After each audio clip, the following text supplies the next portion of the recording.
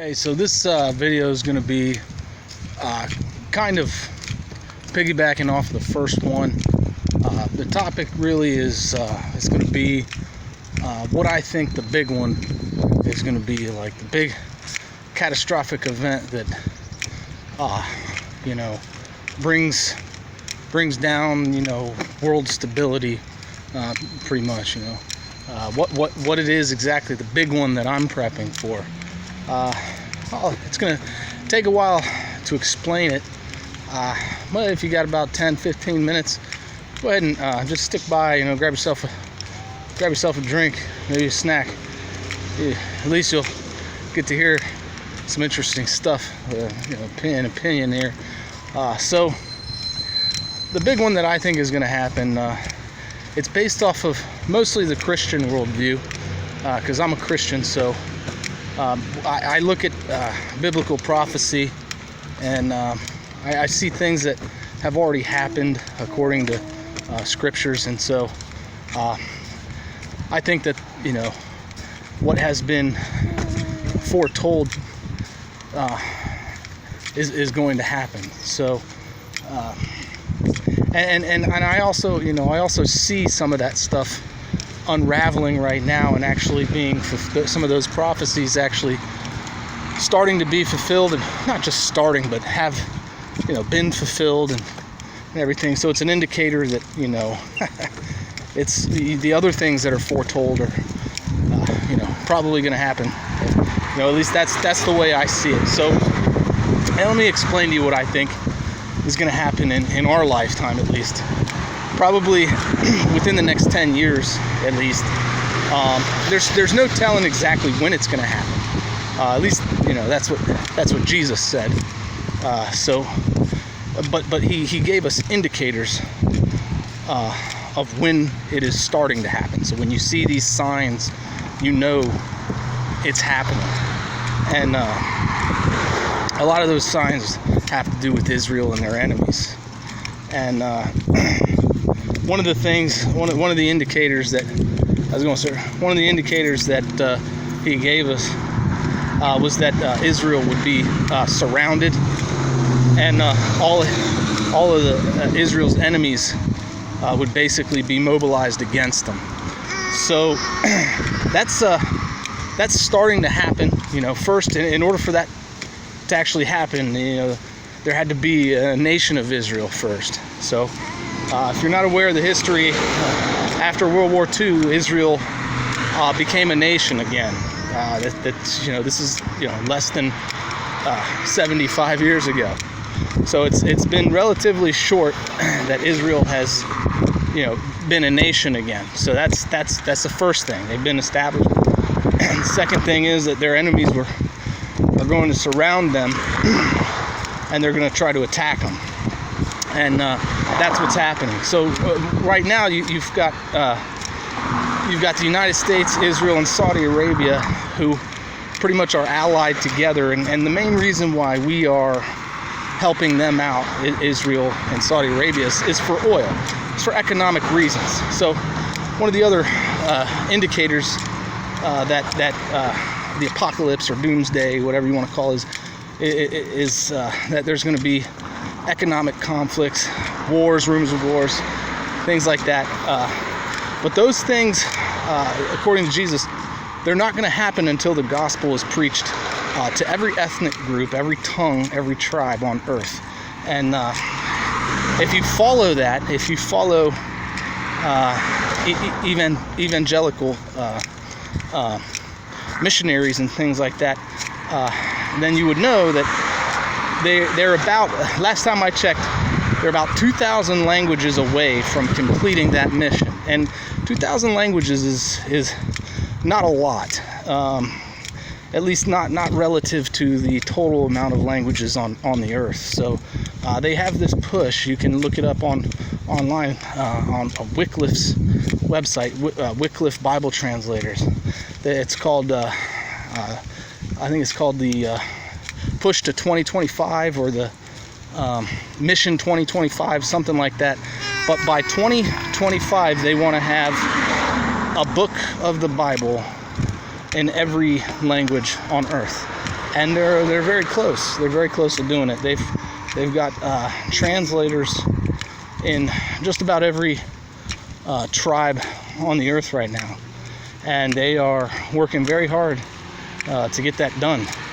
So they're very, very close to fulfilling their mission, and not only that, but fulfilling prophecy.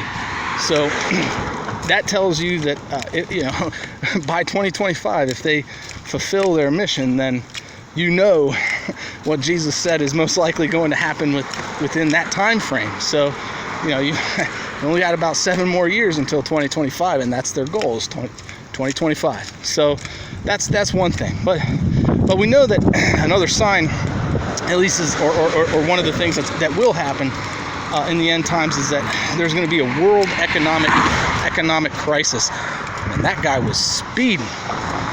There's going to be a world economic crisis, and I think one of the ways that could happen. See, right now, every other economy in the world is tied into the United States economy. So if the United States economy tanks, pretty much so goes the rest of the world. So what you got going on in Syria right now, I think the United States economy hinges on either our success or failure in Syria right now. Let me explain why. So I think our financial system really depends on the outcome in Syria, and it looks like it's gonna go against us. Okay, so the victory looks like it's going towards Russia right now. So they're going to be the beneficiaries of all that. So what you got going on in Syria right now, basically Saudi Arabia and the United States, they want to sell oil to Europe, because right now, I mean, Saudi Arabia does sell oil to Europe, but the way that they've got to get it there is they have to ship it all the way around Africa. They have to go all the way around Africa in order to get it to Europe, because they used to have a pipeline, but the pipeline got destroyed. It was like in the 1980s. But they want that pipeline again. And so in order to do that, they got to destabilize the region, and they've got to redraw the borders, and they've got to get their own allies in that territory in order to allow them to ship the oil through. Because if they get that pipeline, it's going to save them quite a bit of money in order to ship that oil or send that oil to Europe. And then they can undercut the Russians, and the Russians will lose out a lot of revenue, because right now Russia sells a lot of natural gas to Europe, and that's where a lot of their money comes from. So if the Russians allow, the Russians' economy really hinges on what happens in Syria as well. So if the Russians allow Saudi Arabia and the United States to get a pipeline through that area, then Russia's economy will collapse, and they can't allow that. They just can't. For their own sake, they have to make sure that they win, and they pretty much are winning. So what'll happen if Russia gets profits from the sales of oil there is that they'll increase their influence in the region, which they already are. They'll get more revenue from the profits of Syrian oil, and so then they'll be able to use that money to build more weaponry, to expand their defenses in the region, and obviously to prop up their rebel forces all over the world. See, what they do is, and it's the same thing we've done, Russia and the United States have done the same thing since World War II. And what it is we train clandestine forces, to go into different regions of the world, mostly South America and Africa, and we train up these rebel groups. We sponsor these rebel groups. We give them weapons, training, and most importantly, money. So if they've got more revenue coming in from making profits out in Syria, they'll be able to prop up more rebel groups in different regions of the world, Africa, South America, that have a lot of resources, and then they'll be able to get their puppet dictators in, and they'll secure the resources in those regions. And basically our trade partners in those areas they'll be cut off because, the Russians will make sure that they don't do business with us. That's pretty much how it works. And if that's the case, then, our economy will suffer greatly from that. And let's see, so but right now, what you got going on, what's keeping our dollar afloat, is the fact that Saudi Arabia only sells their oil for dollars. So if that stopped, then our dollar, the value of our dollar is going to be hurt significantly. And so what you got going on right now in Saudi Arabia is they're trying to, in Saudi Arabia, there's a possibility that there's going to be a civil war, or not just a civil war, but a conflict between Iran, Saudi Arabia, Yemen. They're going to all fight each other. At least that's the way it's looking. They're already right now they're lobbing missiles at each other, and they're targeting the oil fields in Saudi Arabia. So if Saudi Arabia becomes destabilized like Syria did, and there's no reason to think that it can't be destabilized like Syria was, then they won't be able to produce the amount of oil that they have been, and people will have to go find other sources for that oil. And where are they going to get it? They're going to buy it from Russia. Russia is a huge exporter of oil, and they've been getting basically a I don't want to say coalition, but a group of other nations that are joining together to sell their oil for currency other than the dollar. And so those nations are pretty much Brazil, Russia, India, China, and I think Venezuela is joining on. So if Saudi Arabia's oil production capacity is reduced, then that's going to basically decrease the importance of the dollar, because people will be flocking to the other oil producing nations in order to buy oil for themselves, and that will prop up the Russian ruble and the other currencies. So that's how I see a financial collapse happening in the United States. And if the United States financial system does collapse, so will a lot of our allies, because their economy really hinges off of U.S. Treasury notes, and it's their reserve currency basically. So if something happens to their currency, they've got these U.S. Treasury notes that they can fall back on. It's like their investment. It's like their major investment.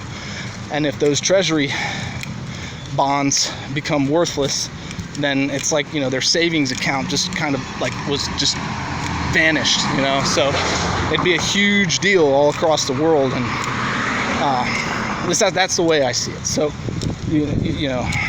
that's one of the things I'm preparing for, and so in order to prepare for that, I've come up with different skills in order to barter, and investing in mostly just tools. Having the ability to work by using tools is much better than just hoarding cash, because if that cash is useless, what are you going to do with the cash when you need it? You can't do anything with it when it's useless. So what I do now is just invest it in tools while I still can, because those tools will be able to produce stuff that I can barter with when the dollar is useless. The tools, not only do they maintain their physical value, their the amount of money that it costs to buy them, but they actually produce money. They actually produce goods. They produce services. So I invest in tools, and I invest my time in learning how to do different trades and things like that. And that's pretty much how I'm preparing, what I'm preparing for, and how I'm preparing for it. And that's just the first stage of basically, the end, financial or world chaos, you would say. Is that I see that's going to be what happens first, is the financial collapse, and that's what it says in Revelation. And there's going to be indicators of that, and those are the indicators that I just explained. Those are the indicators that I see, is going to happen. So I'm going to sign off for now. Thanks for watching.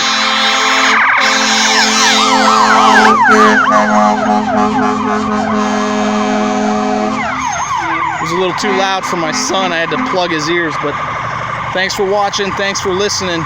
And don't forget, please like, comment, subscribe, and go ahead and check out my book on Amazon Kindle.